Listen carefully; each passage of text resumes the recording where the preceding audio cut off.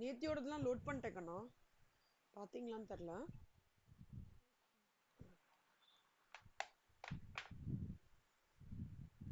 So இப்போ நம்ம பார்க்க போகிறது வந்து அப்பாயின்மெண்ட். அப்பாயின்மெண்ட் ஆஃப் டேரக்டர்ஸ்ன்றது நிறைய வேஸில் வந்து பண்ணுவாங்க. மேக்ஸிமம் நம்பர் ஆஃப் டேரக்டர்ஸ் வந்து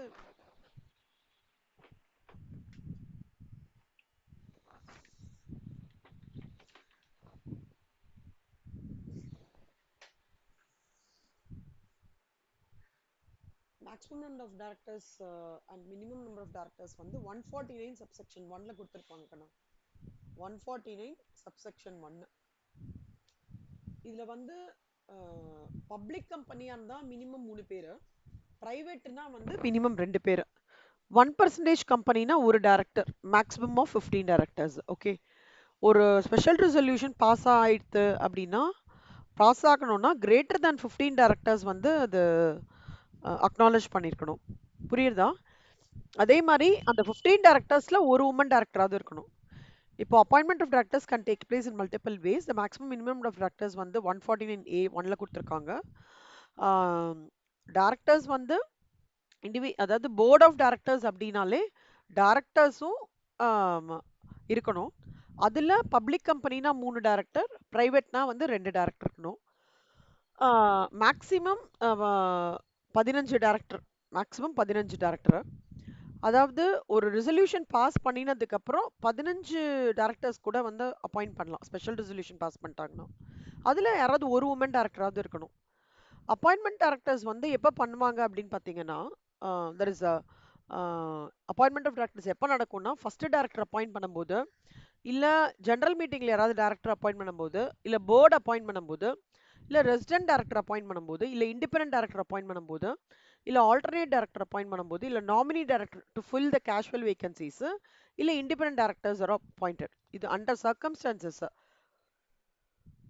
First directors are appointed, அப்புறம் வந்து directors are appointed by the board, resident directors, additional directors, alternate directors, nominee directors, independent directors. இது மாதிரி ரிட்டையர்மெண்ட்னு வரும்போது கண்ணா, ஆர்டிகல்ஸ் ஆஃப் அசோசியேஷன் என்ன சொல்றதோ அதுபடி ரிட்டையர்மெண்ட் ஆஃப் டைரக்டர்ஸ் வந்து ஃபாலோ ஆகணும்.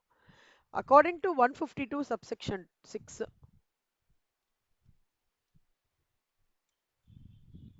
என்னன்னா 2/3 ஆஃப் தி டோட்டல் டைரக்டர்ஸ் வந்து ரொட்டேஷன்ல வந்து ரிட்டையர் ஆகிறாங்களா.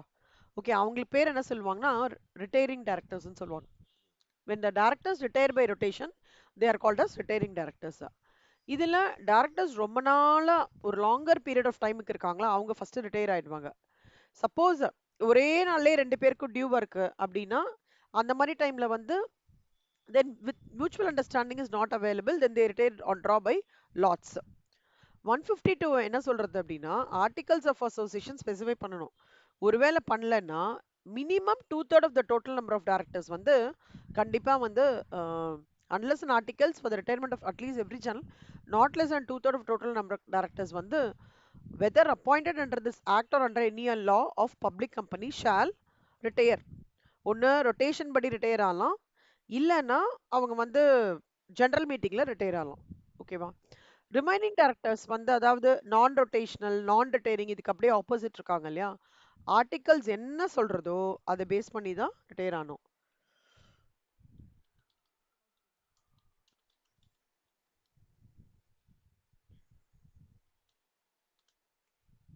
அப்புறம் ஒரு director வந்து when he retires by rotation of the annual general meeting of a company, the company at the same meeting may appoint the retiring director or some other person in vacancy. அவ்வளோதான் கண்ணா.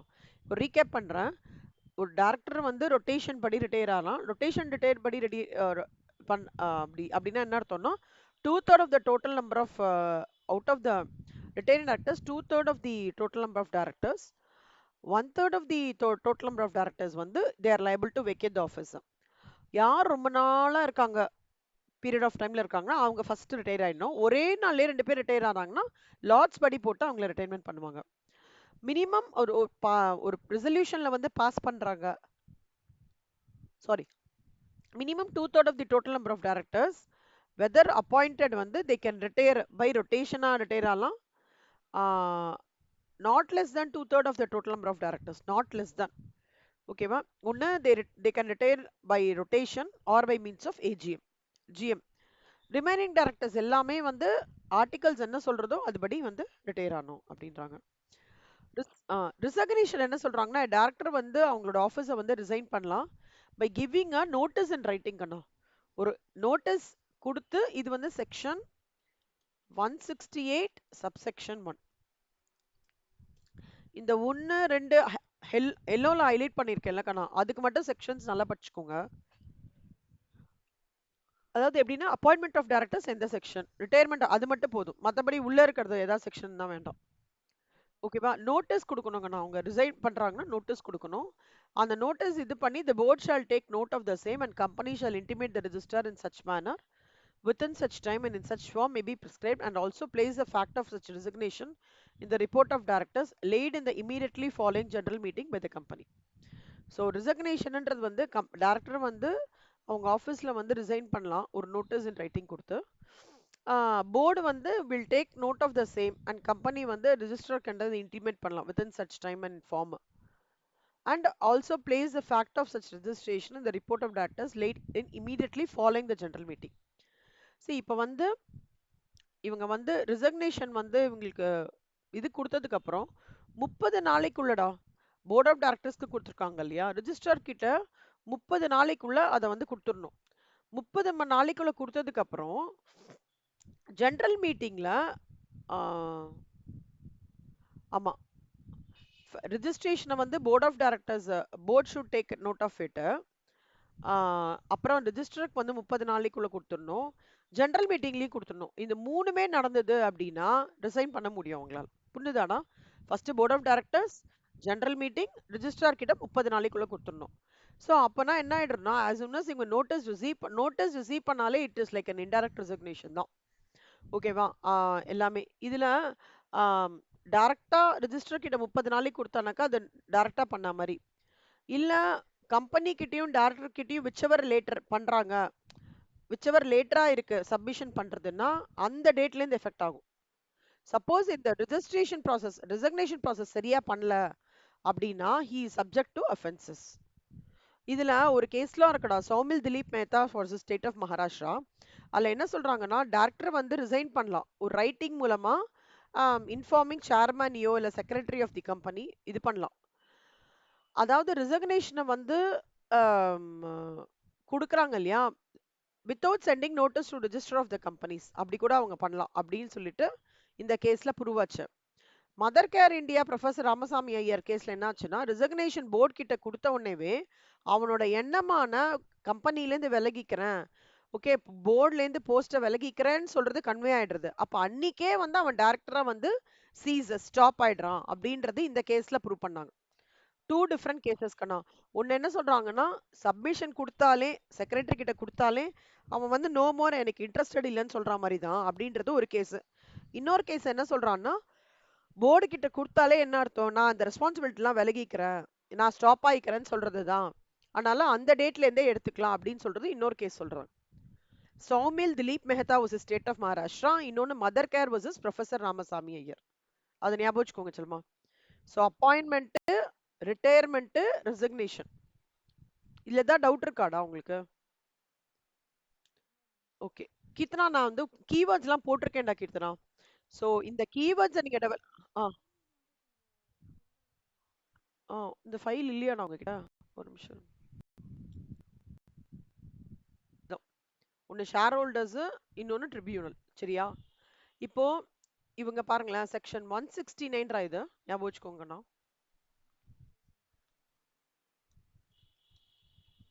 Section 169ல என்ன சொல்றாங்கன்னா, share holders have been given the inherent right to remove the directors appointed by them. See, இதுல வந்து it is not necessary அவங்க நிஜமாலே fraud பண்ணியிருக்கணும், ஒரு breach of trust பண்ணியிருக்கணும், மேனேஜ்மெண்ட்ல ஏதாவது ப்ராப்ளம் பண்ணியிருக்கணும், மிஸ்கான்டாக்ட் பண்ணியிருக்கணும் அப்படின்றதெல்லாம் அவசியம் கிடையாது. சப்போஸ் ஷேர் ஹோல்டர்ஸ் வந்து இந்த டைரக்டர்ஸ் போட்ட பாலிசிலேருந்து ஏதோ outside the purview work பண்றாங்க, ஓகே அப்படின்னு நினைச்சாங்கன்னா by means of ordinary resolution அவங்க கிட்ட கேள்விகள்லாம் கேட்டு ரிமூவ் பண்ணிடலாம். ஃபர்ஸ்ட் பாயிண்ட் ஓகேவா கண்ணா? செகண்ட் பாயிண்ட், ஆர்டினரி ரெசல்யூஷன் போட்டு டைரக்டர் ரிமூவ் பண்ணலாம். ஒரு டைரக்டரை ட்ரிபியூனல் அப்பாயிண்ட் பண்ணாத வரைக்கும் இது ஆர்டினரி ரெசல்யூஷன் மூலம் போட்டு ரிமூவ் பண்ணிடலாம். பிரச்சனை கிடையாது. பிஃபோர் அவங்க கிட்ட ரீசனபிள் ஆப்பர்ச்சுனிட்டி ஆஃப் பீங் ஹர்ட்னா என்ன, உன்னை உட்காத்தி வச்சு கேள்விலாம் கேட்கணும். கன்வின்சிங்கா இல்லைன்னா ரிமூவ் பண்ணிடலாம். நம்பர் ரெண்டாவது, சப்போஸ் இந்த வேகன்சி வந்து இந்த ரிமூவல்னால இதுவா இருக்கு இல்லையா, அதை வந்து ஃபார் த டைம் பீங் யாராவது ஒரு ஆளை போட்டு இது பண்ணிக்கலாம், ரீஃபில் பண்ணிக்கலாம். Okay, and special notice of the intended appointment is provided. அதுக்கான நோட்டீஸ் இந்த மாதிரி ஒரு வேகன்சி இருக்குன்னு சொல்லிட்டு அதுக்கப்புறம் போட்டு ஸ்லோவா வந்து அந்த அப்பாயின்மெண்ட் ப்ரொசீஜர் ஆரம்பிச்சிருக்கலாம். யாரு வந்து இந்த நியூவா அப்பாயிண்டட் டெம்பரரி ஆனாங்களோ அவங்க வந்து அந்த ஃபார்மலா அப்பாயின்மெண்ட் நடக்கும்ல, அது வரைக்கும் அவங்க வந்து they will be eligible to hold that post. ஓகேவாடா? இப்போ ஒரு ஆள் ரிமூவ் பண்ணிட்டாங்க, டைரக்டரை ரிமூவ் பண்ணிட்டாங்கன்னா அவன் வந்து he is vacating his office மாதிரி. அந்த ஆளுனால கம்பெனிக்கு ஏதாவது சேதாரம், கம்பெனிக்கு ஏதாவது டேமேஜஸ் காம்பன்சேஷன் அந்த மாதிரி இருக்கு அப்படின்னா the removed directors is liable for the damages and compensations which is required to be payable to him in lieu of his removal or termination according to the prescribed terms and conditions of the appointment. ஒன்றும் இல்லைக்கண்ணா, இந்த டேரக்டர்னால ஏதாவது பிரச்சனைகள் வருதுன்னு வச்சுக்கோங்களேன், அப்ப director is liable for damages and compensation. இது வரைக்கும் புரிஞ்சுதா? ஒரு ஆர்டினரி ரெசல்யூஷன் வச்சு டாக்டர் ரிமூவ் பண்ணிடலாம். அது ஷேர் ஹோல்டர் கையிலயும் ட்ரிபியூனல் கையிலயும் இருக்குடா. ஷேர் ஹோல்டர் கையில எங்கேயோ ஒரு இடத்துல அவரோட பவரை வந்து எக்ஸீட் பண்ணிட்டாரு அப்படின்னா அவர்கிட்ட கேள்வி கேட்டு ஆஃப் பீயிங் ஹர்ட், அது ஒரு பாயிண்ட் ஞாபகம் வச்சுக்கணும். Opportunity of being heard, reasonable opportunity of being heard, அது ரொம்ப இம்பார்ட்டன்டான பாயிண்ட். கேள்வி கேட்டதுக்கு அப்புறம் அவங்க கிட்ட இந்த மாதிரி விஷயங்கள்லாம் இருந்தாலுமே ப்ரூஃப் ஆஃப் மேனேஜ்மெண்ட் எதுவுமே அவர் அதில் இன்வால்வ் ஆனாலுமே if he is going to exceed his power as a manager, the shareholders or has got every right to remove him. அதே மாதிரி ட்ரிபியூனல் மூலமா ஷேர் ஹோல்டர் டாக்டர் அப்பாயின்ட்னா ட்ரிபியூனல் தான் ரிமூவ் பண்ண முடியும். இல்லைன்னா ஆர்டினரி ரெசல்யூஷன் வச்சு ரிமூவ் பண்ணிடலாம். டெம்பரரியா ஒருத்தர் கேப் அப் பண்றாரு இல்லையா, அவரு பொசிஷன் ஹோல்ட் பண்ணிப்பாரு till the new formal appoint director வந்து comes into picture. இது வரைக்கும் புரிஞ்சுதானா? குட். இப்ப பாருங்க கண்ணா, ட்ரிபியூனலோட இது என்ன அப்படின்னு பார்க்க போறோம். இப்ப அப்ளிகேஷன் வந்து இப்ப இந்த மாதிரி பண்றாங்கன்னு சொல்லிட்டு, ஓகே, ட்ரிபியூனலுக்கு வந்து இப்போ டைரக்டரா ட்ரிபியூனல் அப்பாயிண்ட் பண்ணிருக்காங்கன்னா ட்ரிபியூனலுக்கு சொல்லணும், இந்த பாருங்கப்பா இந்த டைரக்டர் ஆபரேஷன் மிஸ்மேனேஜ்மெண்ட்ல இன்வால்வ் ஆயிருக்காங்க, நீங்க பார்த்து என்ன ஆக்ஷன் எடுக்கணுமோ ஆக்ஷன் எடுங்கன்னு ட்ரிபியூனல் அமுச்சு விட்டுருவாங்க. ட்ரிபியூனல் என்ன பண்ணுவாங்க, சரி அவனை கூப்பிடு அப்படின்னு சொல்லிட்டு இன்வெஸ்டிகேட் பண்ணி அதுக்கப்புறம் ஜென்யூனா இருக்கிற பட்சத்துல he will order for removal and the directors will go out. ஏன் இந்த பாயிண்ட்னா இது ஷேர் ஹோல்டர்ஸோட ரிமூவல் கண்ணா, இது ட்ரிபியூனலோட ரிமூவல். ஓகேவா? ட்ரிபியூனல் அப்பாயிண்ட் பண்றாள்னா ட்ரிபியூனல் தான் ரிமூவ் பண்ணும். ஓகேவா? அதனால தான் இங்க கொடுத்துருக்கேன். இப்போ டைரக்டர் வந்து cannot play any other role for a period of 5 years. அது ஞாபகம் வச்சுக்கோங்க செல்லம். ஓகேவா? புரியுதாடா? அவ்வளவுதாங்க, நம்ம இவ்வளவுதான் corrects. Share holder, tribunal. Okay, super. Next, ரெமியூனரேஷனா என்னடா கண்ணா அர்த்தம்?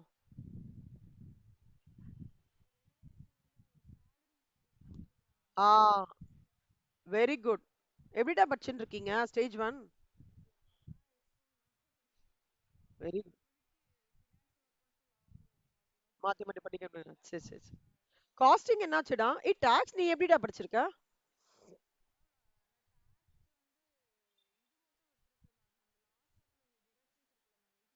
ம், ம், ம்.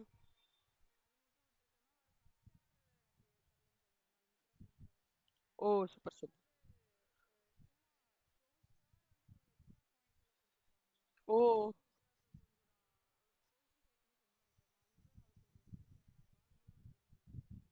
ஓ, சூப்பர் சூப்பர். ஓகேடா. ம், ம்.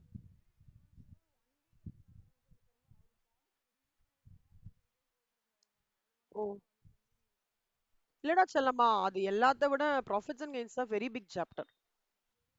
அண்ட் ப்ரொவிஷன்ஸும் ஜாஸ்தி. இன்னொன்னு வந்து எப்படின்னா அதுக்கு வந்து ஹோலிஸ்டிக்காவும் ஒரு ஜட்ஜ்மெண்ட் எடுக்கவே முடியாது ப்ராஃபிட்ஸ் அண்ட் கெயின்ஸ்ல. ஒரு ப்ரொவிஷனும் ஒன்னொன்னு மாதிரி இருக்கும் நம்மளுக்கு. இன்டர்கனெக்டட். ஆனா ஒரே விஷயம் ஞாபகம் வச்சுக்கணும் என்னன்னா, ரிலேட்டட் டு பிசினஸ் ஆர் ப்ரொஃபஷனான்னு பார்க்கணும் உங்க ஒரு ப்ரொவிஷன். இல்ல இல்ல ரிலேட்டட் இதுவா இருக்கணும் பார்க்கணும். பர்சனலா இருந்ததுன்னா இன்அட்மிசிபிளா ட்ரீட் பண்ணுவாங்க. ஸோ ப்ரொஃபஷனுக்குன்றது உங்களுக்கு ஒரு ப்ரொசீஜர் இருக்கும். அது ஒண்ணு. பிசினஸ்க்குன்னு ஒரு ப்ரோக்ராம். ஆனா அது கொஞ்சம் டைம் டேக்கிங் ப்ராசஸ் தான். ப்ராஃபிட்ஸ் லேட்டா ஆமா. ஆனா உங்களுக்கு ரொம்ப டீடைல்டாலாம் கேட்க மாட்டாங்க.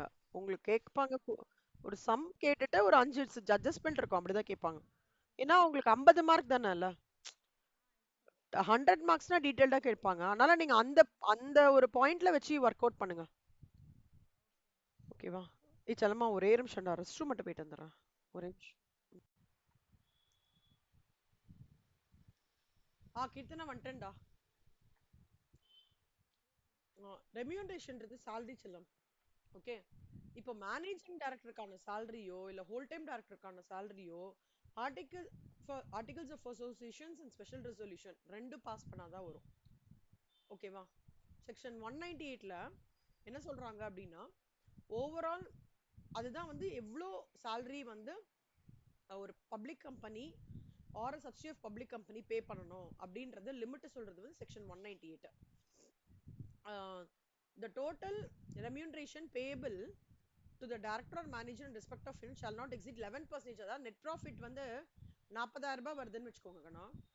4,400 ரூபாய் வரைக்கும் கொடுக்கலாம் உங்களுக்கு salary. எக்ஸாம்பிளுக்கு சொல்றேன். shall not exceed 11%. சும்மா இந்த எக்ஸாம்பிள் ப்ராஃபிட் இவ்வளோன்னா 4,400 11% of 40,000 is 4,000. அதுக்கு மேல கொடுக்க கூடாது. அது வரைக்கும் தான் லிமிட் அப்படின்னு சொல்றாங்க. அதே மாதிரி சென்ட்ரல் கவர்மெண்ட் வந்து previous approval of the central கவர்மெண்டோட மினிமம் ஆத்தரைசேஷன் அவங்க மினிமம் ரெம்யூனரேஷன் எவ்வளோ ஆத்தரைஸ் பண்றாங்களோ அதுவும் பண்ணலாம் அப்படின்றாங்க. இப்போ ப்ராஃபிட்ஸ்ன்னு வரும்போது ஒரு டைம்ல நல்ல ப்ராஃபிட்ஸா இருக்கும், ஒரு டைம்ல இன்அடிக்குவேட் ப்ராஃபிட்ஸா இருக்கும். கரெக்டாடா? இன்அடிக்குவேட் ப்ராஃபிட்ஸா இருக்கிற டைம்ல மினிமம் ரெம்யூனரேஷன் சொல்லிட்டு சென்ட்ரல் கவர்மெண்ட் ஒன்று ஃபிக்ஸ் பண்ணுவோம் டைரக்டர்ஸ்க்கு கொடுக்க. அதை கொடுத்துடணும். ஓகே. நல்ல ப்ராஃபிட்டா இருக்கும்போது இந்த 4,400 not exceeding 11% of total profits கொடுத்துடணும். புரியுதா செல்லம்? இது மூணாவது பாயிண்ட். மேனேஜிங் டைரக்டருக்கு ஹோல் டைம் டைரக்டருக்கு மந்த்லி பேசிஸ்ல ரெம்யூனரேஷன் கொடுக்கணும். அதாவது இதுல என்ன கிளாஸ் சொல்றாங்கன்னா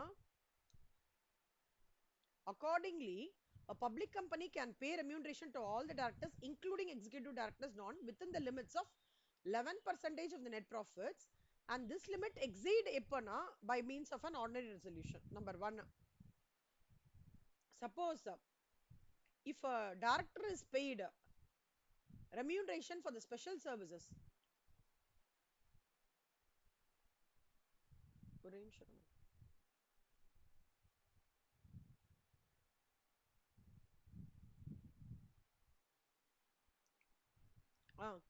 ஒரு டைரக்டரோ ஓகேவா மேனேஜிங் ஒரு மேனேஜிங் டைரக்டரோ 5%லேருந்து 10% of the profits. ஓகேவா? அதாவது manager all time director may be paid either on a monthly basis or a specified percentage of the net profits of the company or partly by one way and partly by other. But a managing director or a whole time director is not entitled to draw, ஞாபகம் வச்சுக்கோங்கன்னா 5% not draw more than 5%, or when there is more than one director 10% of net profits by way of remuneration. ஒன்னு 5% minimum, மோர் தென் ஒரு director வந்தா minimum 10% of the like net profits தான் கொடுக்கணும். இது யாருக்கு அப்ளிகபிள்னா managing and whole time டைரக்டருக்கு. அடுத்தது என்ன சொல்றான்னா ரெமியூனரேஷன்ன்றது என்னன்றதை சொல்றான். ஒரு சர்வீஸ் கொடுக்கறதுக்கு ஒரு மணி ஈக்குவலண்டா ஒரு அமௌண்ட்டை பெர்குசைட்ஸோட கொடுக்கறதுன்றது வந்து தான் ரெமியூனரேஷன்ன்றது இன்கம் டாக்ஸ் ஆக்ட் 1961 படி சொல்றாங்க. 197 என்ன சொல்றாங்கன்னா மேனேஜர் ரெமியூனரேஷன்ன்றது வந்து ஒரு பப்ளிக் கம்பெனி கொடுக்கறதுன்றது வந்து டைரக்டருக்கு, அந்த டைரக்டர்லயே யாரெல்லாம்னா managing director, whole time director and its manager ஒரு ஃபினான்ஷியல்ல கொடுக்கறது அது 11% of the net profits of the company exceed ஆகக்கூடாது. அதே மாதிரி a public company can pay remuneration to all its directors including executive non within the limits of 11%. எல்லாருக்குமேடா 11% தான் target. ஓகேவா? அப்படியே வந்து அவங்க எக்ஸீட் பண்ணாலும் ஆர்டினரி ரெசல்யூஷன் மூலமா தான் பண்ணணும். ஸோ மேனேஜிங் டைரக்டரா இருக்கட்டும், ஹோல் டைம் டைரக்டரா இருக்கட்டும், எல்லாருக்குமே நாட் எக்ஸீடிங் 11% ப்ராஃபிட்ஸ் கொடுக்கணும்.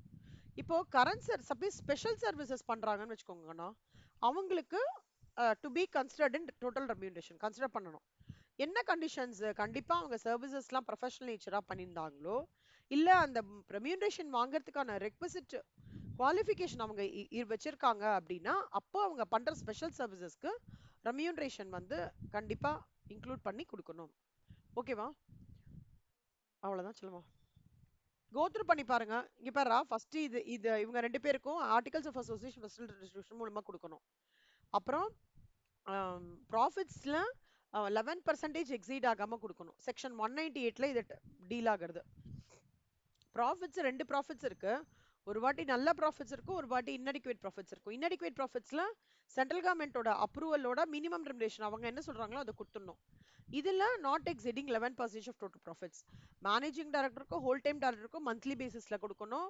Managing director minimum 5% of not exceeding the profits. இல்ல ரெண்டு டைரக்டர்ஸ் இருக்காங்கன்னா 10% அவங்களுக்கு of net profits by way of remuneration. ரெம்யூனரேஷனா என்ன அர்த்தம்னா ஒரு மணி நம்ம கொடுக்குறோம் for the services what they are rendering and includes a perquisites. Section 197ல managing director, whole time director, manager மூணு பேர் இருக்காங்க. ஸோ அந்த மூணு பேரோடமே not exceeding 11% of net profits of the company, இது மூணுமே சேர்த்து பண்றோம். இப்போ இந்த current services and special services ரெண்டுமே இருக்கு இல்லையா? ஸ்பெஷல் சர்வீசஸையும் டோட்டல் ரெம்யூனரேஷன் இன்க்ளூட் பண்ணிக்கிறோம். ஆனா ஸ்பெஷல் சர்வீசஸ்க்கு பைசா கொடுக்கறதுக்கு முன்னாடி அவன் பண்ற ஸ்பெஷல் சர்வீசஸ் ப்ரொஃபஷனல் நேச்சரா, ஓகேவா? அதே மாதிரி he should be having requisite qualification இருக்கான்றத பார்த்துடணும். அதான் சொல்லுமா.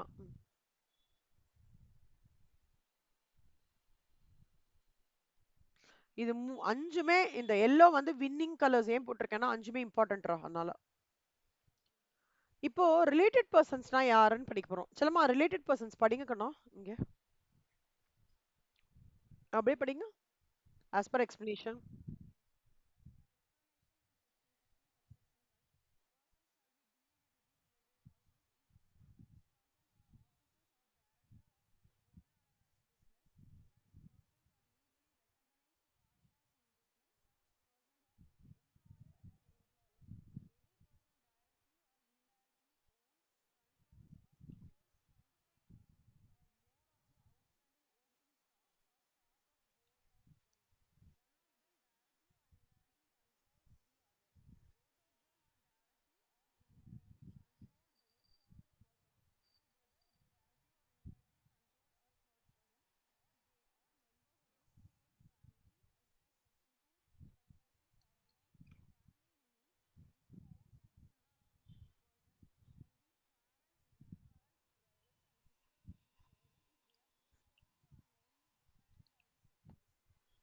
குட்.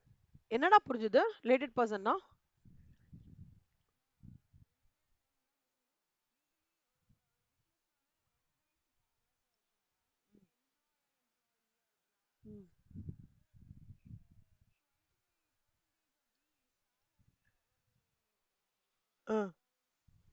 Voting power.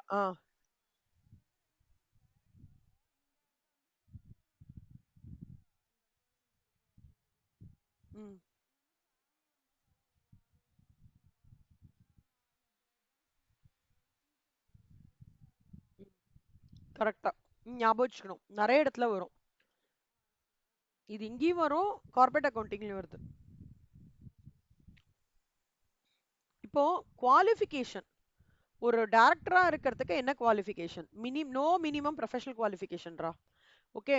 அதே மாதிரி அந்த மாதிரி எதுவும் மேண்டேட்டரியா ஆர்டிகல்ஸ் ஆஃப் அசோசியேஷன்ல எதுவுமே சொல்லல. அதாவது ஆர்டிகல்ஸ் ஆஃப் அசோசியேஷன்ல மினிமம் குவாலிஃபிகேஷன் வேணும்னு சொன்ன வரைக்கும் மினிமம் குவாலிஃபிகேஷன் எதுவுமே கிடையாது. ஓகே.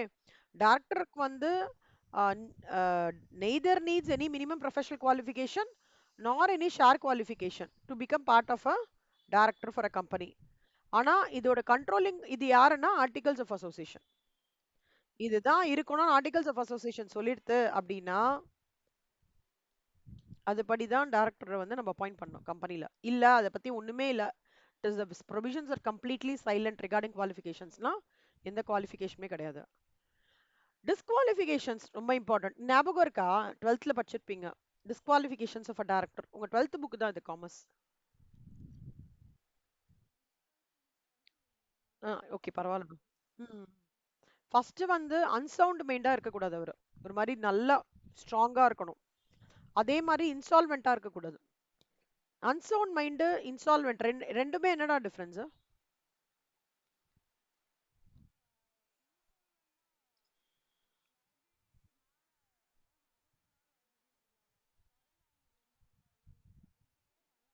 ஆ இன்சால்வெண்ட். அன்சவுண்ட் மைண்டுனா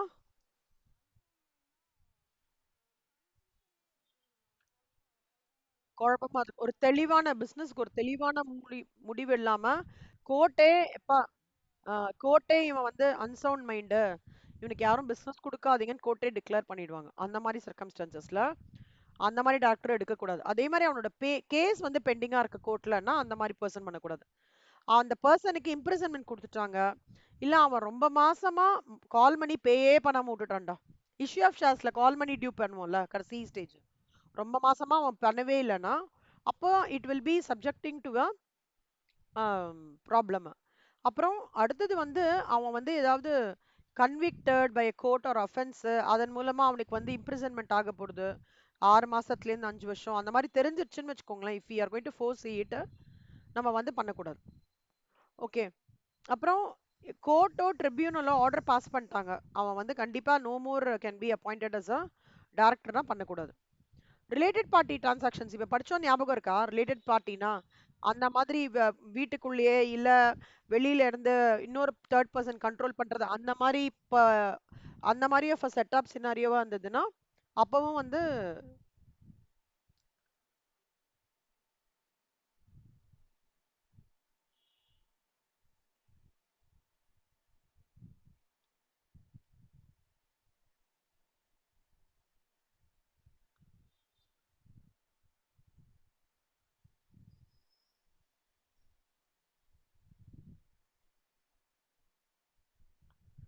அப்பவும் வந்து பண்ணக்கூடாது. அப்புறம் and he is not compiled with subsection 3. இது மட்டும் ஞாபகம் வச்சுக்கணும் கீர்த்தனா. இதுக்கு டிஸ்குவாலிஃபிகேஷன்ஸ்க்கு 152 சப்செக்ஷன் 3யும் 165 சப்செக்ஷன் 1ம் என்னன்னா நிறைய இருக்குடா அதுல. அதாவது இவங்களை எடுத்துக்க கூடாதுன்றதுக்கு நிறைய இருக்கு. நீங்க ஜஸ்ட் செக்ஷன் மட்டும் வெரிஃபை பண்ணா போதும். ஆனா அது பெருசு. அப்புறம் அவன் வந்து financial statements trading PNL balance ஷீட்டே சப்மிட் பண்ணல, ஆனுவல் ரிட்டர்னும் சப்மிட் பண்ணல, 3 வருஷத்துக்கு சப்மிட் பண்ணல, அவன் ஒரு டெபாசிட்டுக்கு ரீபேமெண்ட் எதுவுமே பண்ணவே இல்லை. ஓகேவா? அண்ட் வந்து இன்ட்ரெஸ்ட் பே பண்ணாமே விட்டுட்டான், ரிடீம் பண்ணவே இல்லை. ஓகே, எதுவுமே பண்ணவே இல்லை. அண்ட் அவன் வந்து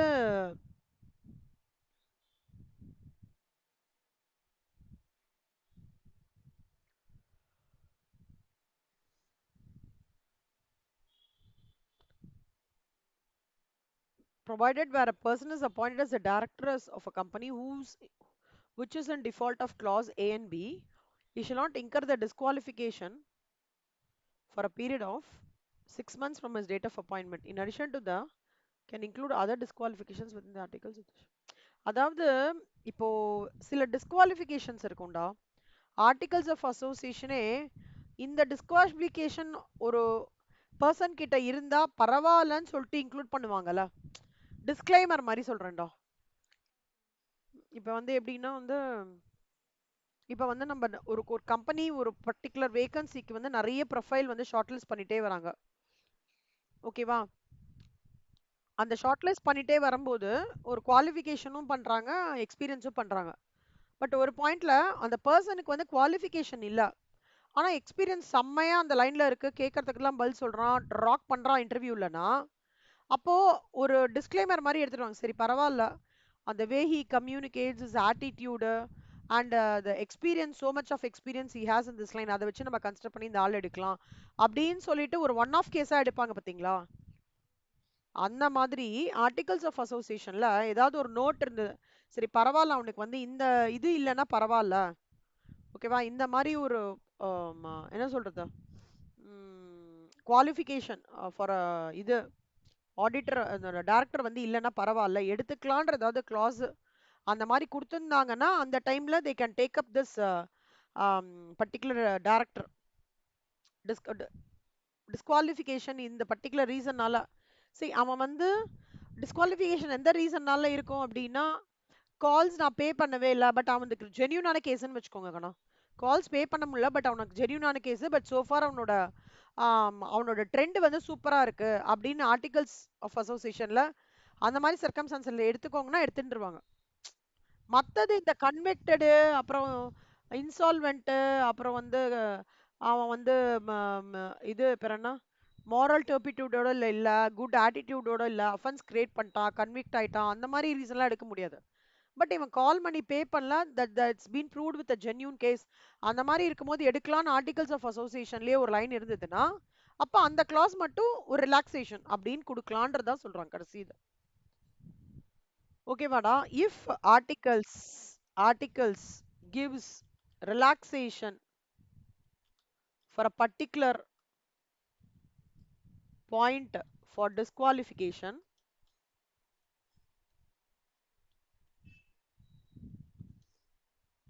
then it is accepted as is.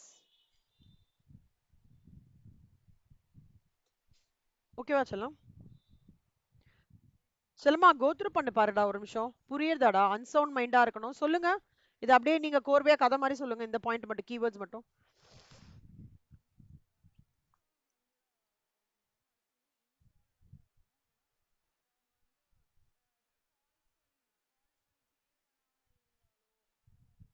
ம்,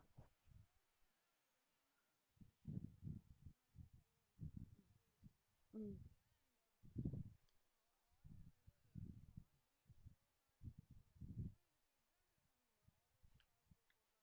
ஆர்டர் பாஸ் பை கோட்டா ட்ரிபியூனலுக்கு அந்த இப்ப வந்து அந்த கேஸ் போகும்டா. அஹ், இந்த மாதிரி அவன் வந்து மிஸ்மேனேஜ்மெண்ட் பண்ணிட்டான், ஓகேவா, ஒரு அஃபென்ஸ் பண்ணிட்டான், ஒரு கான்ட்ராக்ட் டீல் பண்ணும்போது அந்த பையர் கிட்ட நிறைய ஃபேக்ட்ஸ் எல்லாம் வந்து இது பண்ணிட்டான், மறைச்சிட்டான், இல்ல வந்து கம்பெனில இருக்கிற அசட்ஸை வந்து இது பண்ணிட்டான், எங்கேயோ மிஸ்யூஸ் பண்ணிட்டாங்க, அந்த மாதிரி விஷயம்லாம் கோர்ட்டுக்கு ட்ரிபியூனலுக்கு போகும். அப்ப அதெல்லாம் யூஸ் பண்ணிட்டு ஆமா இவன் வந்து சரியில்லைன்னு கோர்ட்டே சொல்லிட்டாங்கன்னா, நான் நேத்துக்கு ஒரு ஹைரார்கி காமிச்சேன்ல, அப்பீலேட் ட்ரிபியூனல், அப்பீலேட் அத்தாரிட்டி, அப்புறம் ஹைகோர்ட், சுப்ரீம் கோர்ட், அந்த இதுல பண்ணாங்க அப்படின்னா அப்ப வந்து அவன் டிஸ்குவாலிஃபைட்.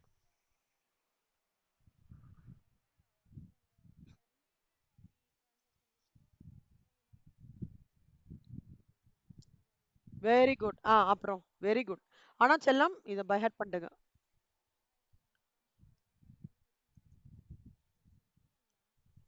Not compiled. அவன் not compiled.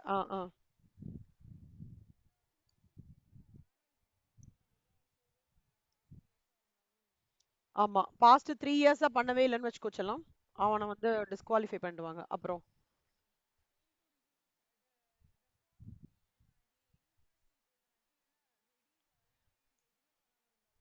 Correct.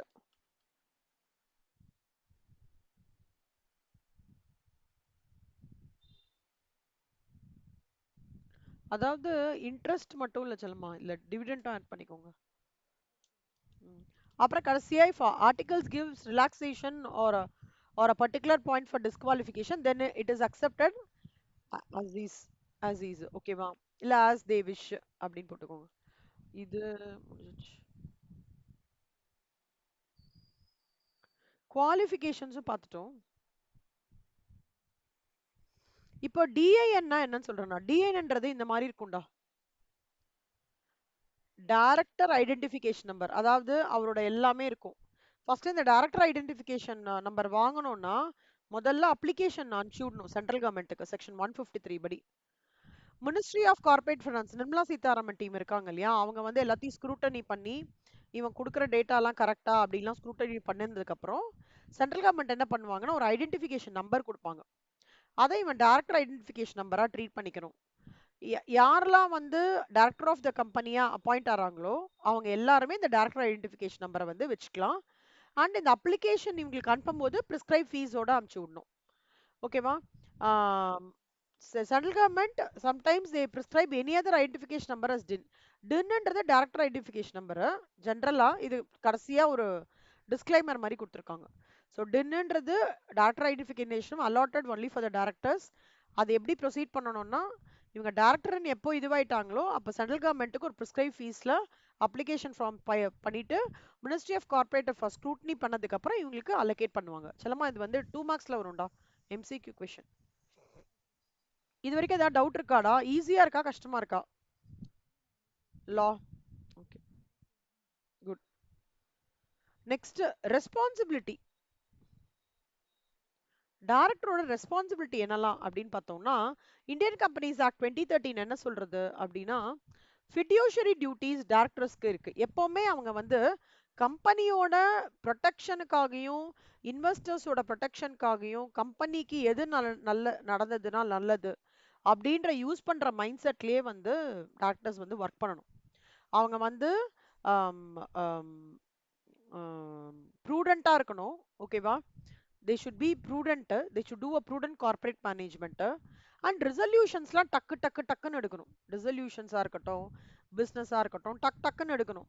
So that டிலேஸ்னால அன்னெசரிஸ்க்கு கம்பெனிக்கு வரக்கூடாது அப்படின்னு சொல்லிட்டு. அதே மாதிரி என்னெல்லாம் டியூட்டிஸ் நீங்க சொல்றீங்கண்ணா, டைரக்டர் வந்து ஆர்டிகல்ஸ் ஆஃப் அசோசியேஷன் படி ஒர்க் பண்ணணும், குட் ஃபெய்த்ல இருக்கணும், நல்லவனா இருக்கணும், ஹானஸ்டா இருக்கணும், due and reasonable care skill டிலிஜென்ஸோட இருக்கணும். இவனோடது வந்து he should not act conflict with the interest of the company இருக்கக்கூடாது. he should not indulge in any undue advantage. undue advantageல வந்து indulge பண்ணிக்க கூடாது. he shall not assign his office and assignment to anyone. அதாவது அவனோட responsibility அவன் தான் பண்ணணும். இன்னொருத்தருக்கு டெலிகேட் பண்ற, அவனோட பவர் இன்னொருத்தருக்கு கொடுக்குறேன்லாம் பண்ணக்கூடாது. அப்படிலாம் பண்ணா அது வாய்டு. ஓகேவா? இங்க பாரு, அவன் வந்து இன்ட்ரெஸ்டோட பண்ணணும், ப்ரூடெண்டா பண்ணணும், ரெசல்யூஷன்ஸ் குவிக்கா எடுக்கணும்.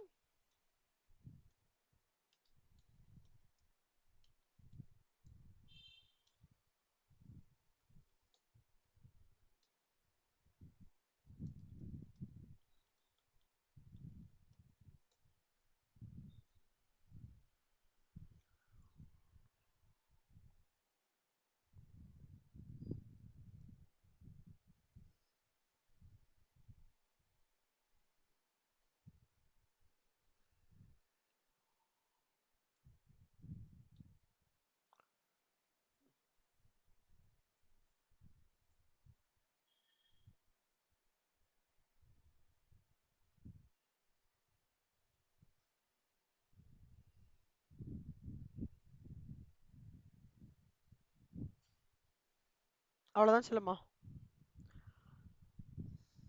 ஓகே,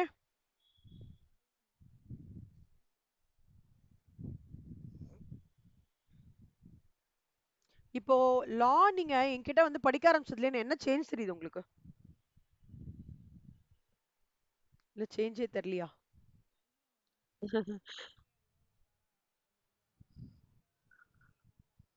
அலைன் பண்ண முடியுதா? ம். ஆனா இந்த கீவேர்ட்ஸ்லாம் எழுதி பார்க்கணும் கீர்த்தனா. கீவேர்ட்ஸ் மட்டும் மெயினா நீங்க எழுதி பார்க்கணும். ஓகேவா? நெக்ஸ்ட் ஓவராலா டைரக்டரோட இது இன்ட்ரடக்ஷன் மாதிரி கொடுத்துருக்காங்க சொல்லுமா. டைரக்டருக்கு டைரக்டர்னா யாரு அப்படின்னா, to mean a director appointed to the board of a கம்பெனில இருப்பாங்க அவங்க. அப்புறம் company itself and its directors are the board of directors are the primary agents. அவங்க தான் அதாவது ஒரு கம்பெனியோட ஃபேஸ்னா என்ன? டைரக்டர்ஸ் தான், போர்ட் ஆஃப் டைரக்டர்ஸ் தான். கம்பெனிஸ் ஆக்ட் வந்து specifies where the company itself to act both as a principal and agent and where the board of directors is to act on its behalf. அதாவது ஒரு ப்ராப்பர்ட்டியோ assets of the கம்பெனியோ the directors or board of directors act as trustees. புரியுதாடா? அவங்க வந்து primary ஏஜென்ட்ஸ்னு சொல்லலாம், இல்ல ட்ரஸ்டீஸ்ன்னு சொல்லலாம், இல்ல they are the face of the கம்பெனின்னு சொல்லலாம். ஓகேவா? இப்போ வந்து கம்பெனிஸ் ஆக்டுக்கு பொறுத்த வரைக்கும் company itself to act both as a பிரின்சிபலாவும் இது பண்ணுவாங்க. கம்பெனின்றதே பிரின்சிபல், டைரக்டர்ஸ்ன்றது ஏஜென்ட். ஓகேவா? ஸோ கம்பெனி ஆன் பிஹாஃப் ஓட ஃபேஸ் யாரு? Board of directors. இது ஃபர்ஸ்ட் பேராச்சல்மா. இதுல வந்து என்ன சொல்றாங்கன்னா, they are also acting as a ட்ரஸ்டீஸ்ல, அந்த கம்பெனியோட அசட்ஸ்க்கும் ப்ராப்பர்ட்டிஸ்க்கும் ட்ரஸ்டீஸா அவங்க இது பண்றாங்க. எல்லா மேட்டர்ஸ்லயும் அவங்களுக்கான டிசிஷன் மேக்கிங் ரோல் இருக்கு. ஓகே, இவங்க வந்து சில பர்பஸஸ்ல ஏஜென்ட்டா அவங்க வந்து தே கேன் ஆக்ட். அப்போ கம்பெனி வந்து ஆஹ், சில டிசிஷன்ஸ் எல்லாருமே டைரக்டர்ஸ் வருவாங்க, சில டிசிஷன்ஸ்க்கு சில டைரக்டர்ஸ் மட்டும்தான் வருவாங்க. இப்போ அலாட்மெண்ட் ஆஃப் ஷேர்ஸ்லாம் பார்த்தீங்கன்னு வச்சுக்கோங்க செல்லம், இங்க பாருங்க.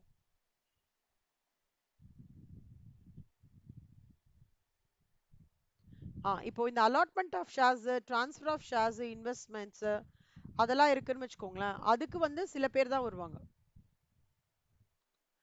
Okay, if the board of directors வந்து அப்ரூவ் பண்ணல, ஏதாவது டிசிஷன் ஷேர் ஹோல்டர்ஸ் அப்ரூவ் பண்ணலன்னு வச்சுக்கோங்களேன், அப்போ அவங்க வந்து did not approveனா they are free to change the directors. See, share ஹோல்டர்ஸ்க்கு டைரக்டர்ஸ் மாத்துறதுக்கான எல்லா உரிமையும் இருக்கு, மாத்தலாம். So director apart from the agents, they are also acting as a trustees, they are also acting as a officer of the company. மூணு வார்த்தைடா, trustee, agent, face, officer. Okay, so articles of the company என்ன பண்ணலாம்னா they can designate its directors as governors பண்ணலாம், members of the governing council பண்ணலாம், board of management பண்ணலாம், or give them any one title, but so far as the law is concerned they are simply the directors.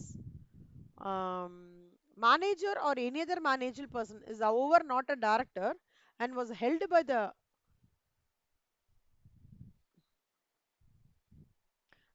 Andhra Pradesh court in Dina Dayal versus Sri PB Reddy. Manager or any other managerial person is not however a director. அதாவது manager இருக்கார்லடா, ஒரு manager or any other manager key managerial person ஒரு list படிச்சோம்ல first நேத்திக்கு, அவங்க வந்து director கிடையாது. They are not directors. டைரக்டர்ஸ்ன்றது வந்து இவங்க பிறகு ஆர்டிகல்ஸ் ஆஃப் அசோசியேஷன் வந்து என்ன சொல்றாங்களோ அவங்க தான் வந்து டைரக்டர்ஸ். அதே மாதிரி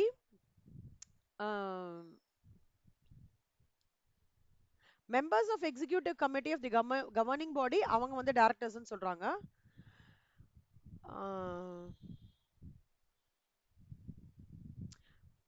ஒரு இண்டிவிஜுவலா தாண்டா ஒரு கீர்த்தனா அப்படின்றவங்கலாம் டைரக்டரா நான் பண்ண முடியும்.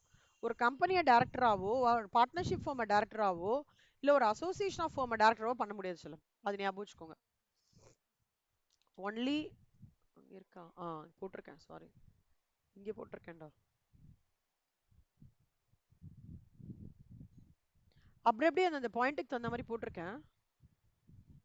Individual can be appointed as a director. Nobody, corporate or association firm can be appointed as a director. இங்க பாத்தீங்கன்னா ஆஃபீஸர் டைரக்டர், அதாவது ஆஃபீஸர் அப்படின்ற டெஃபினிஷன்ல அது டைரக்டரும் இன்க்ளூட் பண்றது. ஓகேவா? as well as a person under whose directions or instructions of the board any one of more of the அதாவது ஆஃபீஸர்ன்ற terminology வரும்போது it includes a director as well as a board instructed person. யாரை வேணா include பண்றது.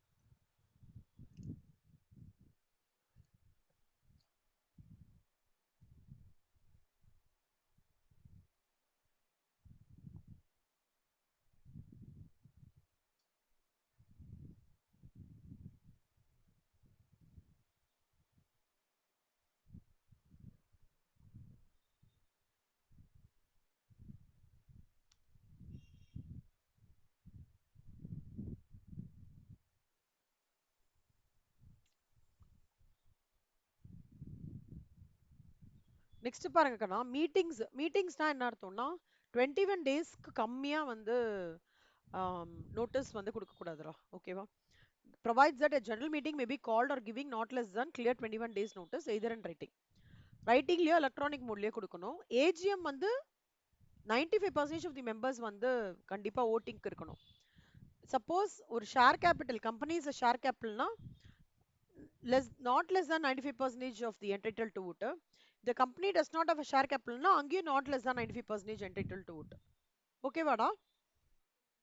Okay, next வந்து இந்த மீட்டிங்ல பாத்தீங்கன்னா place, date, hour எல்லாமே குறிப்பிட்டிருக்கணும். எங்க நடக்கிறது, என்ன அந்த மீட்டிங்ல டிஸ்கஸ் பண்ண போறோம், மெட்டீரியல் ஃபேக்ட்ஸ்.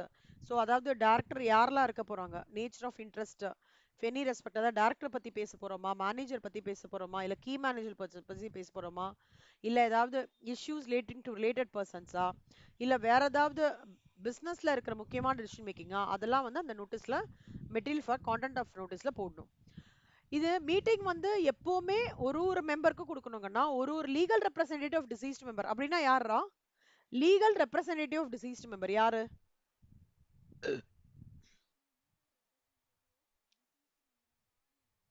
ஆ இறந்து டிசீஸ்ட் மெம்பர்னா இறந்து போனவர். இறந்து போனவருக்கு பதிலா ஒரு ஆளை அப்பாயிண்ட் பண்ணுவாங்கல்ல, அதாவது டெத் ஆஃப் த பார்ட்னர்ல எக்ஸிக்யூட்டர்ஸ் அக்கௌண்ட்னு சொல்ல மாட்டோம் நம்ம பார்ட்னர்ஷிப்ல. அந்த மாதிரி லீகல் இறந்து போனவங்களுக்கான ரெப்ரசன்டேட்டிவ். அப்புறம் அசைனி ஆஃப் இன்சால்வென்ட் மெம்பர், அப்புறம் auditors of the company, every director of the company. So legal representative, deceased member, assignee of insolvent member, auditors of the company, every director of the company. அப்புறம் the term electronic modeன்றது வந்து என்னன்னா, is a communication sent by a company through its authorized and secured computer program which is capable of producing confirmation addressing to the recipient through last electronic email address provided by the recipient. Next வந்து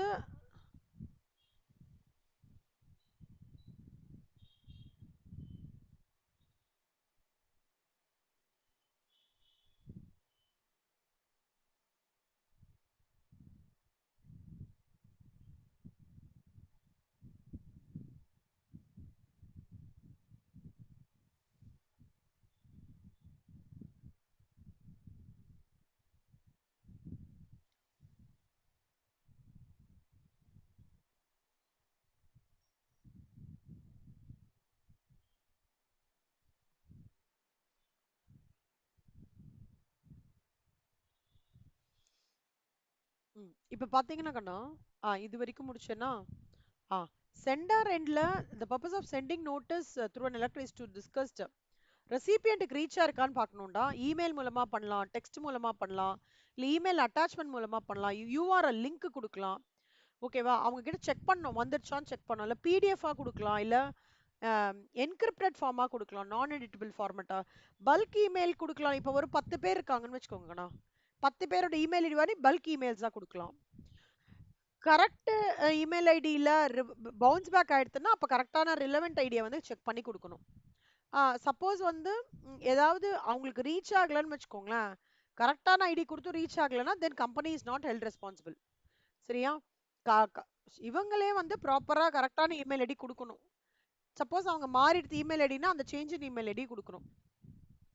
அப்புறம் அதே மாதிரி ஒரு notice வந்து attach பண்ணிக்கிறாங்க, instructions கொடுக்கணும். How to open the notice, full details of how to access the document. இப்போ வந்து நம்மளுக்கு சிலதெல்லாம் கொடுப்பாங்கல்ல, போட்டு ஹவு டு யூஸ் இட், ஏதாவது ஒரு அந்த மாதிரி இன்ஸ்ட்ரக்ஷன்ஸ் கொடுப்பாங்களா, அதையும் ப்ராப்பராக கொடுத்துடணும். இப்போ வந்து notice of the general meeting of the company shall be simultaneously placed, website of the கம்பெனிலையும் போட்டுடலாம்டா.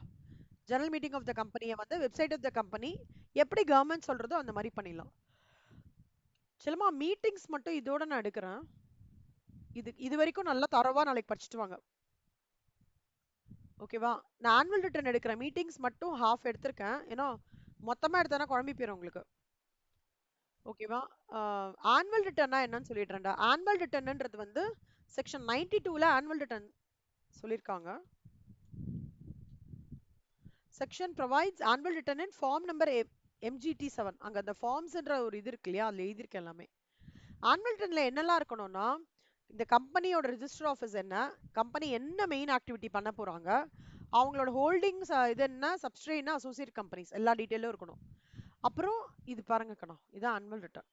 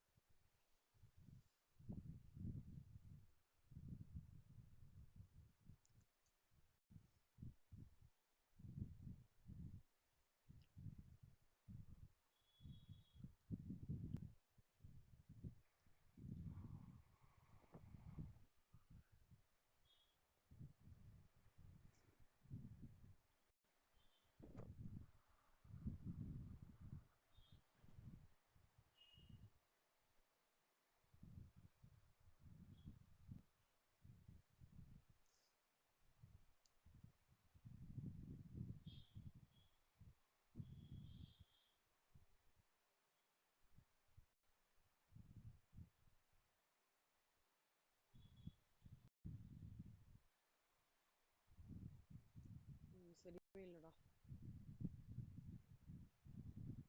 சரியா இருக்கிறது ஆனா கிளியரா இருக்க மாட்டேங்குது. இங்க பாரு Chellamma, location, address, email ID, telephone, fax, postal address, என்ன கான்டென்ட், அப்புறம் இந்த என்னெல்லாம் வந்து ஃபார்ம்ஸ் வந்து இதோட அட்டாச் பண்ணணும் எல்லாம் போட்டிருப்பான்டா. இல்ல ஒன்று பெருசா ஒன்று வந்து ஆக்சுவலா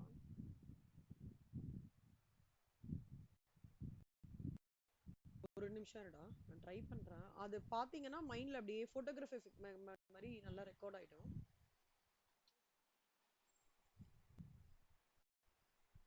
ஏதாவது இந்த மாதிரி ஒரு விஷயம் உங்களுக்கு ரொம்ப டஃப்பா இருக்குன்னு ஃபீல் பண்ணீங்கன்னா கூகுள்ல போயிட்டு அதோட ஃபார்மேட் அந்த மாதிரி அடிச்சு பார்த்தீங்கன்னா உங்களுக்கு ஈஸியா புரிஞ்சிடும்.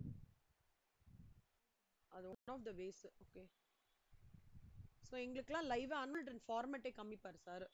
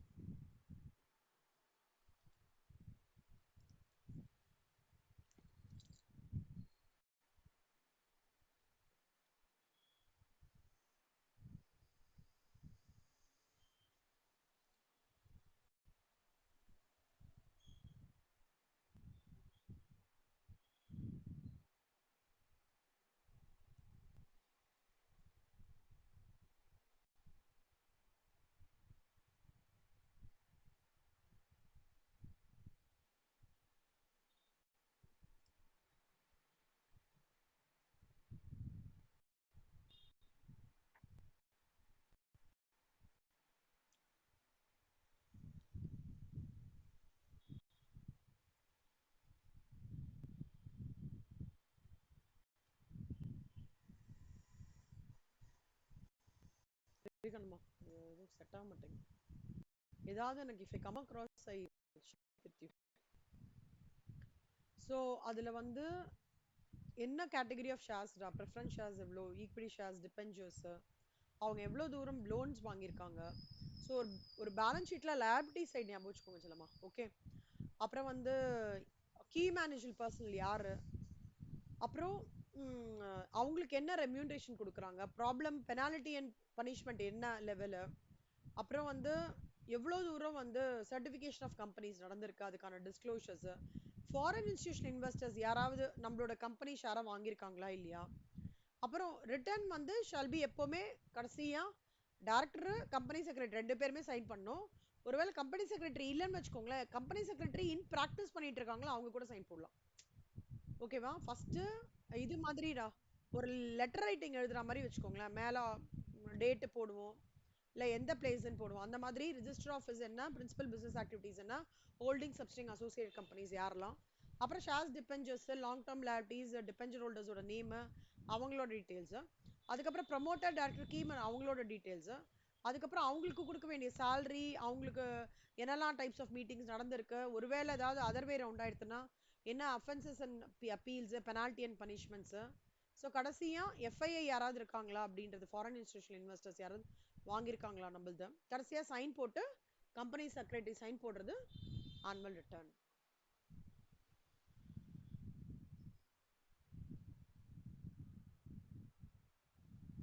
பெனாலிட்டிஸ் ஜென்ரலா ஞாபகம் வச்சுக்கோங்க செல்லமா. ஜென்ரலா ஒரு ரிஜிஸ்டர்ஸ்லாம் மெயின்டைன் பண்ணல அப்படின்னா 50,000 to 3 lakhs. பெனிஃபிஷியல் இன்ட்ரெஸ்டே டிக்ளேர் பண்ணவே இல்லை. Beneficial interest in any share டிக்ளரே பண்ணலன்னா அதுக்கு வந்து 50,000 ரூபாய் வரைக்கும் எக்ஸ்டெண்ட் ஆகும். அப்புறம் ஒரு ஒரு டிக்ளரேஷன் வந்து ரிஜிஸ்ட்ரார் கிட்ட கொடுக்கல, ஏதோ ஒரு declaration required to file with registrar பண்ணல அப்படின்னா அது 500 to 100. ஒவ்வொரு நாளும் எவ்வளவு நாள் டிலே ஆகுறதோ ஒவ்வொரு நாளைக்கு 1000 ரூபாய். அப்புறம் அடுத்தது வந்து shorter notice. if the register of members or debenture holders security holders வந்து register of the members வந்து is closed without giving the notice or giving a short notice தான் கொடுத்திருக்காங்க அப்படின்னா கம்பெனிக்கு வந்து இந்த register of the members ரொம்ப important maintain பண்றது. ரிஜிஸ்டருக்கு இன்ஃபார்ம் பண்றது ரொம்ப இம்பார்ட்டன்ட்ரா. ஓகே, இது fail to do the declaration with registrar ஞாபகம் வச்சுக்கோங்க. இது shorter notice.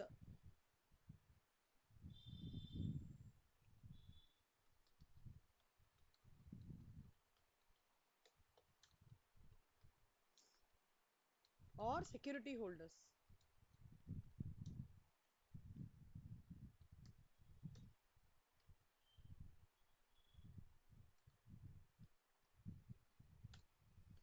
So 5,000 for every day subject to a maximum of 1 lakh during which register is kept closed.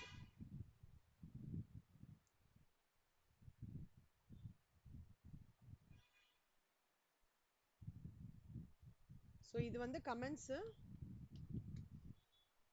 இது வந்து amount. அவ்வளவுதான் சொல்லுமா. Significant beneficial ஒண்ணா இது படிக்க செல்லம் section 90 subsection 1.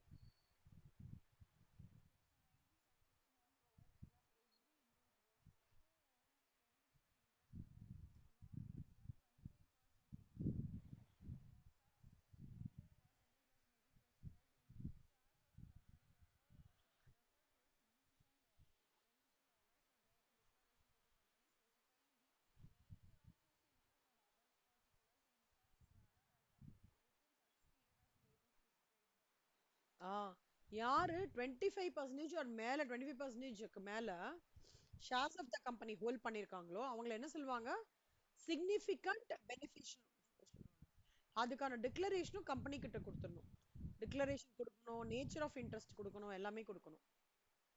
Okay, authentication of the register of members வந்து எப்பவுமே கம்பெனி செக்ரட்டரி தான் சொல்லமா பண்ணுவாங்க. MCQ question. Maintenance of register of members.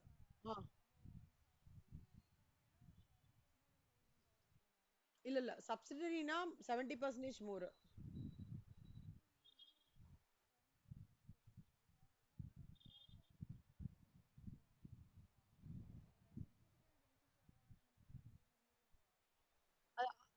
அதாவது சிக்னிஃபிகண்ட் பெனிஃபிஷியல் ஓனர்ன்றது வந்து 25% ஆஃப் த ஷேர் கேபிட்டல் வந்து 25%. ஆமா ஆமா ஆமா. மெயின்டெனன்ஸ் ஆஃப் ரிஜிஸ்டர் ஆஃப் மெம்பர்ஸ்ன்றது வந்து ரிஜிஸ்டர்ஸ் வந்து மெயின்டைன் பண்ணணும்டா. ரிஜிஸ்டர்ஸ்ல என்ன, போர்ட் ஆஃப் டைரக்டர்ஸ் வந்து கம்பெனி கிட்ட, அதாவது இப்போ டிரான்ஸ்ஃபர் ஆஃப் ஷேர்ஸ்லாம் நடந்துட்டுறா, டிபெஞ்சர்ஸ்லாம் அலாட்மெண்ட்லாம் நடந்துட்டுன்னா அதுலேருந்து அலாட்மெண்ட் எல்லாம் அப்ரூவ் பண்ணினதுலேருந்து 7 நாளைக்குள்ள இந்த என்ட்ரிஸ் எல்லாம் ரெஜிஸ்டர்ல மெயின்டைன் பண்ணும். within 7 days after the BOD duly authorizes the allotment. ஞாபகம் வச்சுக்கோங்க. ஓகே, வித்தின் 7 daysக்குள்ள இவங்க அப்டேட் பண்ணணும். அப்டேட் பண்ணும்போது இந்த ஸ்பெஷல் ரெசல்யூஷன் பாஸ் ஆகும். ஸ்பெஷல் ரெசல்யூஷன் பாஸ் பண்ணதுக்கு அப்புறம் ரெஜிஸ்டர்ஸ் வந்து ரிஜிஸ்டர்ட் ஆஃபீஸ் ஆஃப் தி கம்பெனில போய் சப்மிட் பண்ணுவாங்க. ஓகேவாடா, என்னன்னா நாங்க இந்த பிளேஸ்ல இருக்கோம், இந்த சிட்டி லிமிட்குள்ள எங்களுது வருது, இல்ல இது வில்லேஜ் லிமிட்குள்ள வருது, இது இந்த சிட்டி கிட்ட வருது, இந்த ஸ்டேட்குள்ள வருது இது அப்படின்னு சொல்லிட்டு இது சப்மிட் பண்ணும். ஓகேவா, அதுல 1/10 ஆஃப் த டோட்டல் மெம்பர்ஸோட டீடைல்ஸ் ஆவது அதுல அப்டேட் பண்ணிருக்கணும். ஓகேவா? என்டர் த ரெஜிஸ்டர் வந்து ரிசைட் ஆயிருக்கணும் அந்த லொகேஷனுக்குள்ள. பைபேக் நடந்ததுன்னு வச்சுக்கோட, அதாவது ரீஸ்ட்ரக்சரிங் நடக்கிறது, பைபேக்கோ இல்ல ரிடக்ஷன் ஷேர் கேபிட்டலோ இல்ல ஸ்வெட் ஈக்விட்டி ஷேர்ஸோ ஏதாவது போனஸ் ஷேர்ஸ் ஏதாவது நடக்கும்போது அந்த சேஞ்சஸையும் within 7 days approval of the board, அதாவது நியூ ஸ்ட்ரக்சரல் சேஞ்சஸ் நடக்கும்போது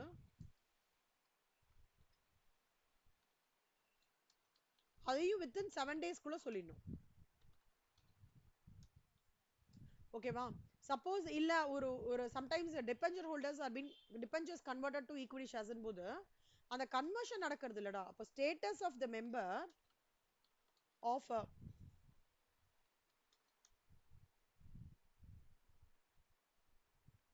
of a debenture holder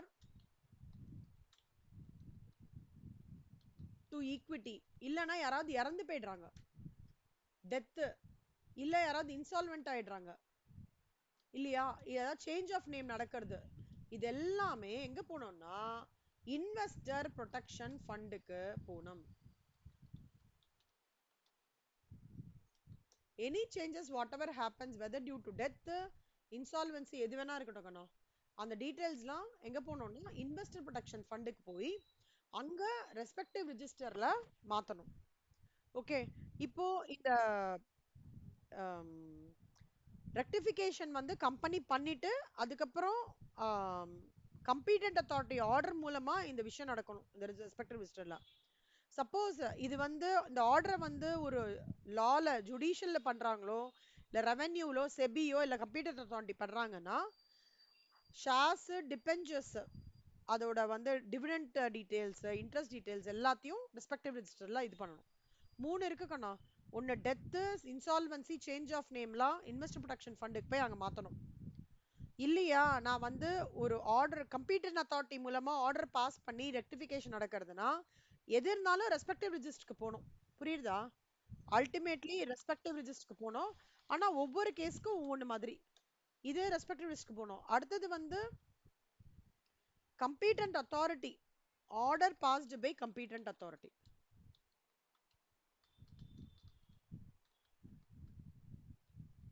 அதுவும் ரெஸ்பெக்டிவ் ரெஜிஸ்டருக்கு போகணும். மூணாவது செபி பாஸ் பண்ணிருக்காங்கன்னு வச்சுக்கோங்களேன், SEBI or revenue authority or judicial order எது பாஸ் பண்ணியிருந்தாலும் சரி, அதுவும் வந்து டிவிடெண்ட் ஆர் இன்ட்ரெஸ்ட் எது பாஸ் பண்ணாலும் சரி அது ரெஸ்பெக்டிவ் ரெஜிஸ்டருக்கு போகணும். ஓகேவாடா? மூணுமே ரெஸ்பெக்டிவ் ரெஜிஸ்டருக்கு போகணும்.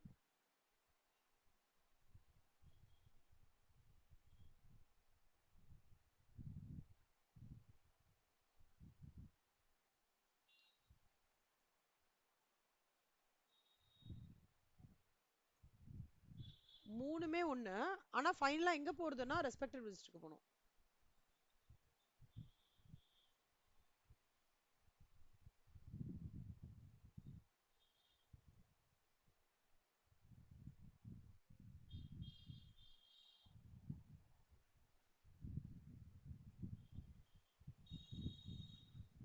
நெக்ஸ்ட் பாருங்க கண்ணா. In case of listed company, the particulars of the pledge. Pledge னா என்னடா அர்த்தம்? Pledge பண்றதுனா?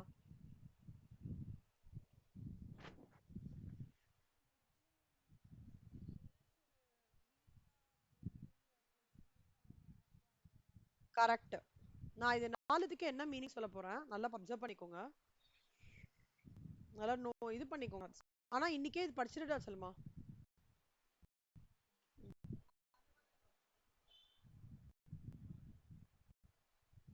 பிளட்ஜ்ன்றது ஒண்ணும் இல்ல, நீங்க சொல்றீங்களா ஜுவல்லரி ஸ்டாக் அதெல்லாம் வச்சு பிளட்ஜ் பண்றது. ஹைப்போதிகேஷன்னா என்ன அர்த்தம்னா ஒரு அசெட்டை வந்து கொலாட்ரல் செக்யூரிட்டியா வச்சு, ஓகேவானா, ஒரு அசெட்டை borrower provides an asset as a collateral security but retains possession and use of it. ஒரு அசெட்டோட டாக்குமெண்ட்டை வந்து கொலாட்ரல் செக்யூரிட்டியா வைக்கிறாங்க, பட் அது யூஸ் பண்ணிக்கிறாங்க, அது ஹைப்போதிகேஷன். மார்ட்கேஜ் என்னன்றது என்னன்னா மொத்தமா என்னோட அந்த ஹவுஸையோ லேண்டையோ டாக்குமெண்ட்டை கம்ப்ளீட்டா வச்சு ஓனர்ஷிப் ரைட்ஸையும் நான் ட்ரான்ஸ்ஃபர் பண்றது டெம்பரரியா till I repay the loan. Temporary transfer of ownership rights of a property வந்து மார்ட்கேஜ். ஓகேவா? லைன்னா என்ன அர்த்தம்னா லைன்னா என்ன அர்த்தம்னா ஒரு லீகல் ஜட்ஜ்மெண்ட் மூலமா ஓகே பாரோட கன்சர்ட்டே இல்லாம அந்த செக்யூரிட்டியோட ரைட்டை வந்து ரீடைன் பண்ணிக்கிறது. இந்த லைன்ன்றது பெரிய லெவல்ரா. கோர்ட்டே வந்து இந்த பர்டிகுலர் ப்ராப்பர்ட்டி இவர் ரீபே பண்ற வரைக்கும் இவர்கிட்ட இருக்கட்டும் அப்படின்னு கோர்ட்டே டிக்ளேர் பண்றாங்கன்னு வச்சுக்கோங்களேன், அது லைன். லைன்ன்றதுக்கு லீகல் வேர்ட் என்னன்னா ரைட் அப்படின்னு சொல்லுவாங்க. லைனுக்கு லீகல் வேர்ட் என்ன? ரைட். நாலுத்துக்கு புரிஞ்சுதா meaning? Pledge, hypothecation, mortgage lien என்ன சொல்லுங்க மீனிங்?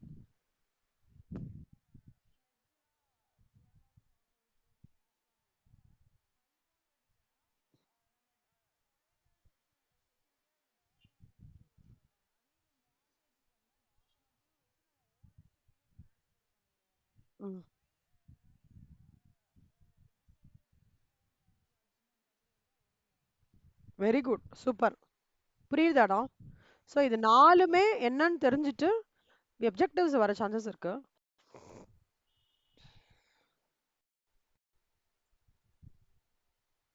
இங்க கீழே போடுறேன் பார்த்துக்கோங்க. ஸோ அந்த மாதிரி கண்டிஷன்ஸ்ல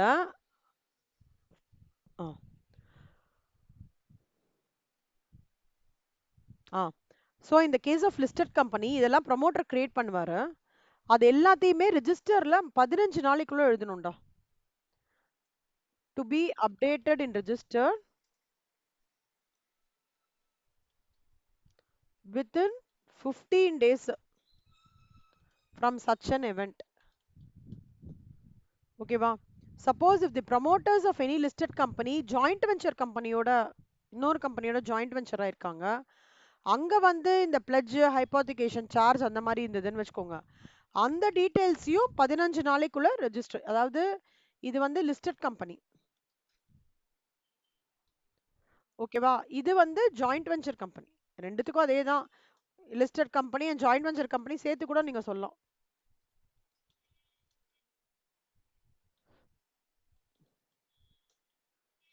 அவ்வளவுதான்டா. So within 7 days after the board of directors ஓட டல்லி authorized வந்து அப்ரூவ் பண்ணதுலேருந்து அதை வந்து 7 டேஸ்க்குள்ள என்ட்ரிஸ் வந்து இந்த ரிஜிஸ்டர்டு இதில் வந்து அப்டேட் பண்ணோம். ஸ்பெஷல் ரெசல்யூஷன் பாஸ் பண்ணி பண்ணும்போது அந்த டீட்டெயில்ஸையும் என்ன இது நடந்திருக்கும் ரிஜிஸ்டரில் பண்ணோம். ரிஜிஸ்டரில் வந்து எந்த ரிஜிஸ்டர்ட் ஆஃபீஸ் அவங்க இருக்காங்க, எந்த பிளேஸ் இன் இந்தியாவில் இருக்காங்க, in which more than 1/10 of the total members entered இந்த ரிஜிஸ்டர் ஆஃப் மெம்பர்ஸ் வந்து ரிசைடு. அப்புறம் நியூ ரீஸ்ட்ரக்சரல் சேஞ்சஸ் நடக்கிறது, sweat equity shares, reduction of share capital, buyback, bonus, அந்த மாதிரி ஏதாவது நியூவாக நடக்கும்போது அதையும் அந்த சேஞ்சஸ் என்ட்ரிஸையும் shall be made within 7 days. எல்லாத்துக்கும் ஒரு வாரங்கண்ணா. ஓகேவா? அப்புறம் member of the debenture holder to equity இது இந்த மாதிரி சேஞ்சஸ் நடந்தாலோ, இல்லை ஒரு ஆர்டர் பாஸ் பண்ணி கம்ப்யூட்டர் அத்தாரிட்டி ஆர்டர் பாஸ் பண்ணாலோ, இல்லை SEBI revenue active authority judicial order அவங்க வந்து எந்த இது பண்ணாலோ, ஸ்டேட்டஸ் இந்த changes of the member debenture ஹோல்டரில் ஏதோ சேஞ்சஸ் நடந்தது அப்படின்னா, அது ரெக்டிஃபிகேஷன் நடந்ததுன்னா, அது first case investor protection council ஃபண்டுக்கு சொல்லிட்டு ரெஸ்பெக்டிவ் ரிஜிஸ்டர்ல அப்டேட் பண்ணிடணும். ஓகேவா? அப்புறம் இது ஜாயிண்ட் இது வந்து இந்த 4 இது பார்த்தோமேடா, பிளட்ஜ், ஹைபோத்திகேஷன் லைன், மார்ட்கேஜ், இந்த 4மே சேர்த்து it should be updated and registered within 15 days from such an event. செல்லம்மா நான் இதோட முடிக்கிறேன்டா. நல்லா படிங்க. படிச்சுட்டு அவ்வளோதான். இப்போ ட்ரான்ஸ்ஃபர் 1 2 3 4 5 நாளைக்கு முடிச்சிடுறேன். 1 2 3 4 5 6 7 8 8 தான்டா. 8 டேப்ஸ் தான். நாளைக்கு முடிச்சிடலாம். இதே மாதிரி டைம் உட்காந்துட்டு ஒரு 1 hour. எது வரைக்கும் ஏதாவது டவுட் இருக்காடா? கோத்ரு பண்ணி கீவேர்ட்ஸ் கோத்ரு பண்ணுங்க. நீங்க கம்பைன் ஸ்ட்ரீட் படிக்கிறதுனால செல்லமா நீங்க வந்து இந்த ஃபைல் எடுத்துக்காதீங்க. நான் இப்ப போட்டு எடுத்துக்கோங்க. ஒரே நிமிஷம். இதை நான் டெலீட் பண்ணிடுறேன்டா. இந்த கீவேர்ட்ஸ் கொடுத்துற எல்லாம் செக்ஷன்ஸ் டினோட் பண்றேன்னு சொல்லியிருக்கேனோ அது அது எழுதினாலே போதும்.